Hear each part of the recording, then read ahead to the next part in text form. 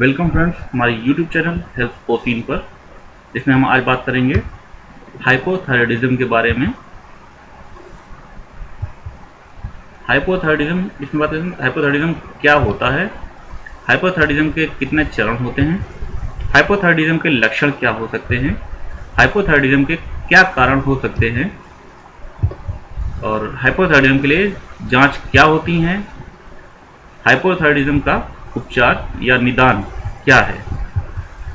सबसे पहले बात करते हैं हाइपोथायराइडिज्म क्या होता है। हाइपोथायराइडिज्म को अंडर एक्टिव थायराइड रोग भी कहा जाता है। यह एक सामान्य विकार है। यह तब होता है जब आपकी थायराइड ग्रंथि पर्याप्त थायराइड हार्मोन नहीं बना पाती है। महिलाओं में खासतौर पर हाइपोथायराइडिज्म सामान्य रूप से देखने को मिलता है। थायराइड ग्रंथि, जिसको थायराइड ग्लैंड बोलते हैं, एक अन्य ग्रंथि द्वारा नियंत्रित की जाती है, जिसको पिट्यूटरी ग्रंथि या पिट्यूटरी ग्लैंड के नाम से जाना जाता है। हमारे शरीर में हार्मोन पिट्यूटरी ग्रंथि द्वारा रक्त प्रवाह के माध्यम से जारी किए जाते हैं।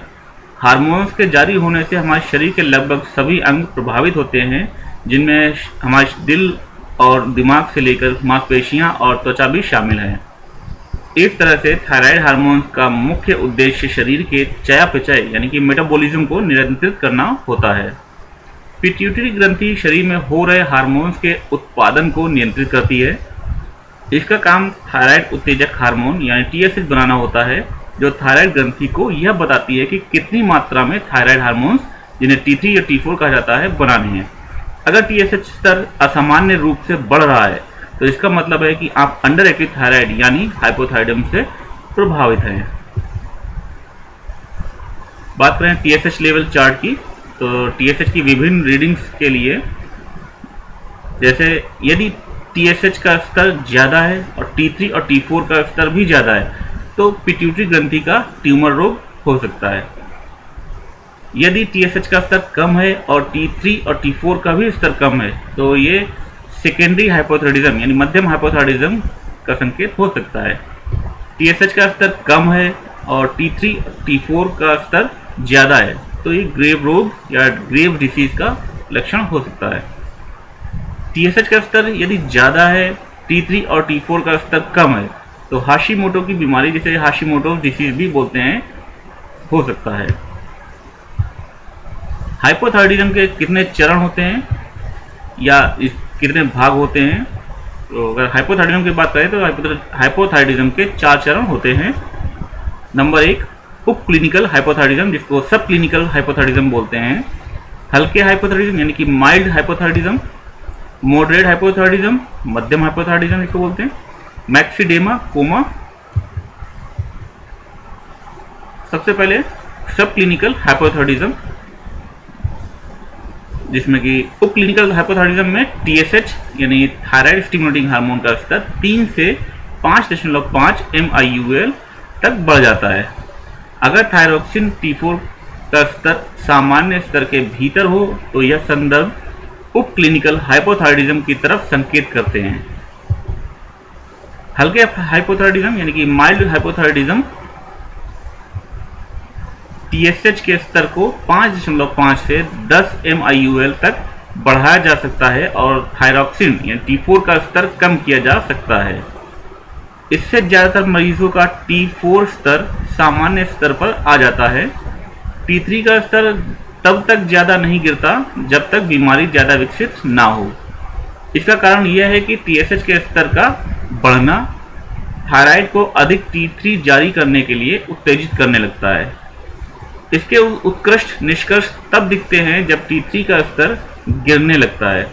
हल्के हाइपोथायराइडिज्म यानी कि माइल्ड हाइपोथायराइडिज्म ऑटो इम्यून थायराइटिस के कारण होते हैं, जिनके लक्षण थकान, वजन बढ़ना, तरल अवरोधन यानी कि फ्लूइड रिटेंशन आदि के रूप में देखने को मिलते हैं।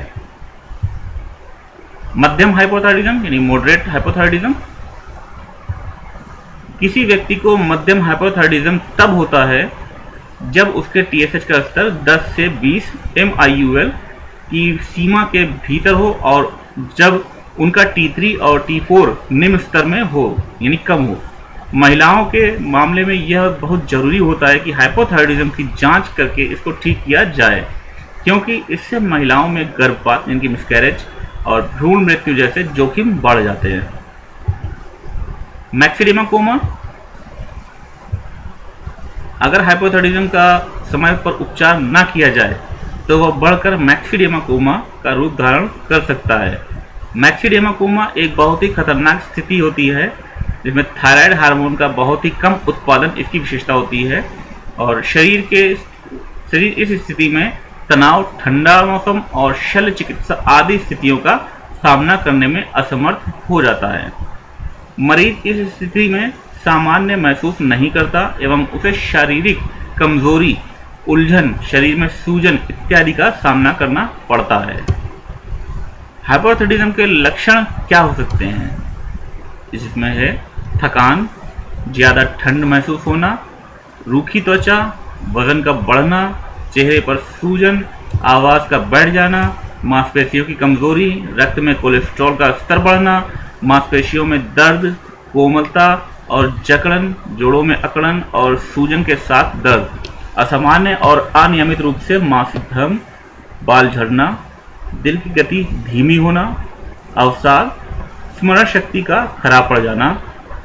पहली बार में हाइपोथायरॉयडिज्म के लक्षणों में थकावट और वजन बढ़ने जैसी परेशानियों को महसूस कर सकते हैं, मगर जब चयापचय यानी मेटाबॉलिज्म के काम करने की गति धीमी होने लगती है तब और स्पष्ट संकेत देखे जा सकते हैं।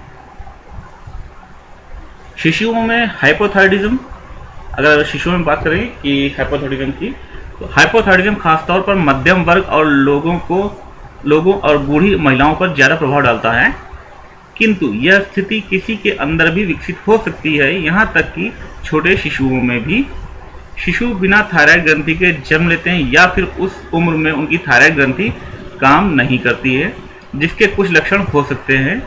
बच्चे की त्वचा पीली और आंखें सफेद पड़ जाना, जॉन्डिस। खासतौर पर यह तब होता है जब बच्चों का लीवर किसी पदार्थ को ना पचा पाए, इसको बिलिरुबिन भी कहा जाता है। बार बार श्वास नली का रुकना, जीभ का अत्यधिक बढ़ जाना या फैल जाना, चेहरे में सूजन प्रतीत होना। जब बच्चों में रोग विकसित होने लगता है तब उनको कई तरह की परेशानियां होने लगती हैं, जैसे खाना खाने में परेशानियां, जिस कारण से उनका सामान्य रूप से हो रहे विकास में कमी होने लगती है। कब्ज, खराब और कमजोर मांसपेशियां, सामान्य से ज्यादा नींद आना। शिशुओं में हाइपोथायरॉयडिज्म का उपचार न होने पर हल्के हाइपोथायरॉयडिज्म के मामले में भी उनको शारीरिक और मानसिक मुश्किलों का सामना करना पड़ सकता है। बच्चों और किशोरों में हाइपोथायरॉयडिज्म,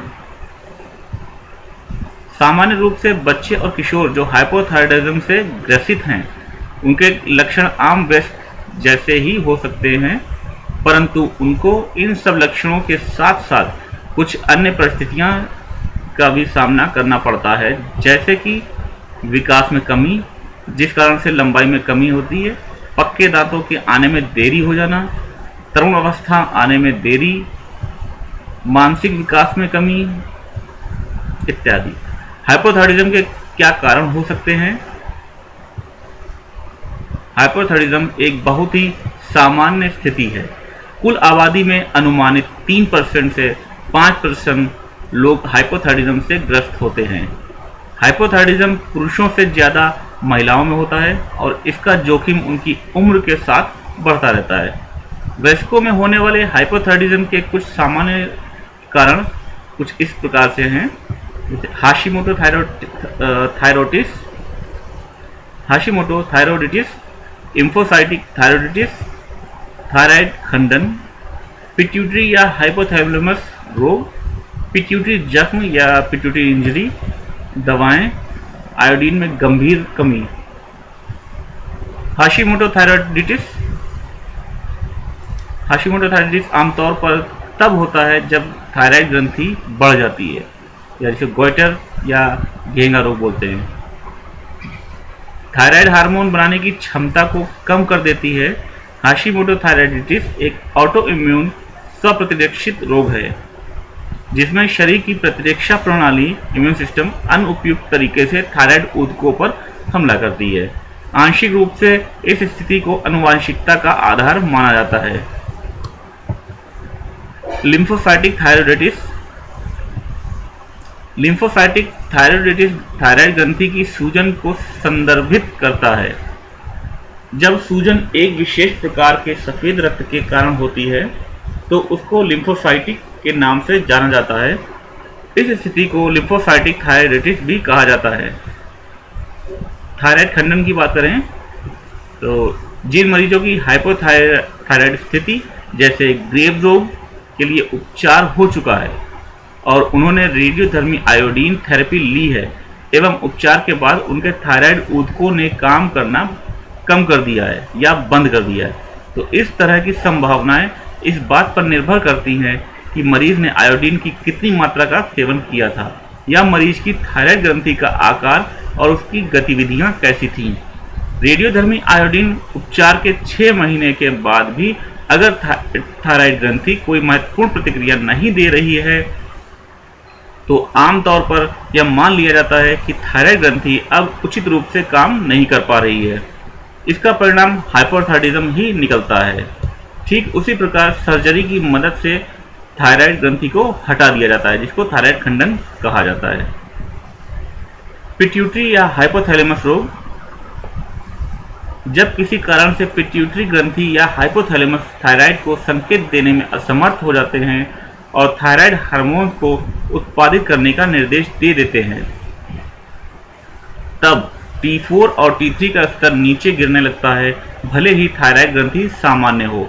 अगर यह प्रभाव पिट्यूटरी रोगों के कारण होता है तो इस स्थिति को मध्यम हाइपोथायराइडिज्म या सेकेंडरी हाइपोथायराइडिज्म कहा जाता है, और अगर यही प्रभाव हाइपोथैलेमस रोग के कारण हो तो इसे तृतीयक हाइपोथायराइडिज्म या टेरिटरी हाइपोथायराइडिज्म कहा जाता है। पिट्यूटरी जख्म या पिट्यूटरी इंजरी, जब दिमाग की सर्जरी या किसी कारण से उस हिस्से में रक्त की आपूर्ति में कमी हो जाए तो उसका परिणाम पिट्यूटरी जख्म या पिट्यूटरी इंजरी के रूप में आता है।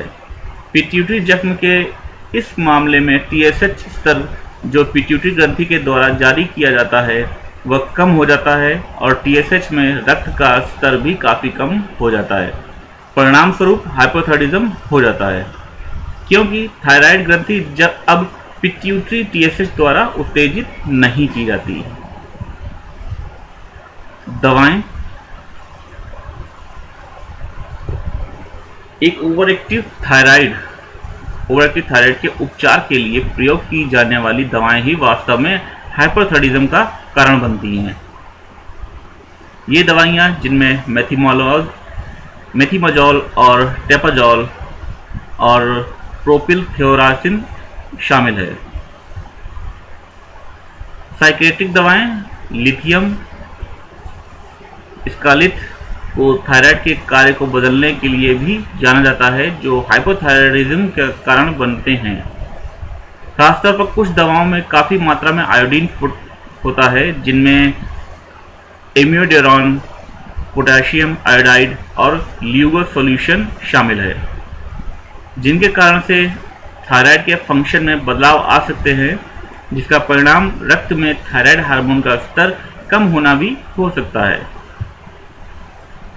आयोडीन में गंभीर कमी,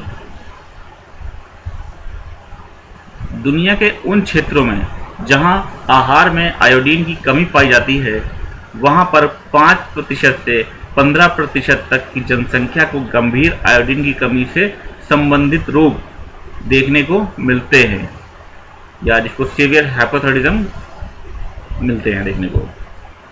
आयोडीन में गंभीर कमी के रोग दूरस्थ पहाड़ी क्षेत्रों में रहने वाले लोगों में भी देखने को मिल जाते हैं, जैसे एंडीज और हिमालयी क्षेत्रों में। इस कमी को दूर करने के लिए नमक में और रोटी में आयोडीन की वृद्धि कर दी जाती है। अमेरिका जैसे देशों में आयोडीन की कमी बहुत ही कम देखी जाती है। हाइपोथायराइडिज्म की जांच,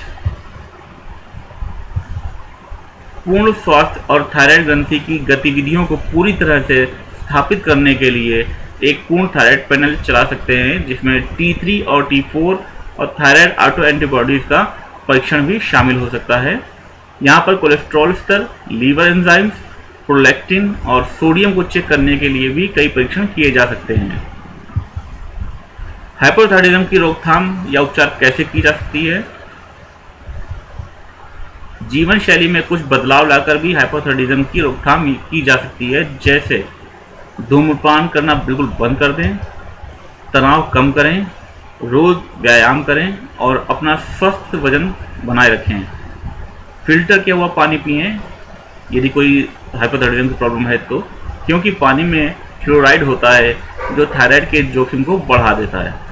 अधिक वसायुक्त भोजन ना खाएं। आयोडीन युक्त आहार का सेवन सीमित मात्रा में होना चाहिए। इसके अधिक सेवन से अन्य स्वास्थ्य से जुड़ी परेशानियां भी हो सकती हैं। एक स्वस्थ आहार, नियमित व्यायाम, उचित पोषण और कम तनाव आपके सभी थायराइड संबंधित रोगों के खतरों को कम कर देती है। Thank you friends.